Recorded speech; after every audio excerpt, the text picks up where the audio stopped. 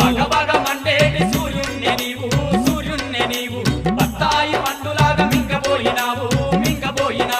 తూర్పు నోటి పడమటోటి కాలు వేసినావు పాదమేసినావు సూర్యుణ్ణి ఎంట పోయి విద్య నేర్చినావు బుద్ధి నేర్చినావు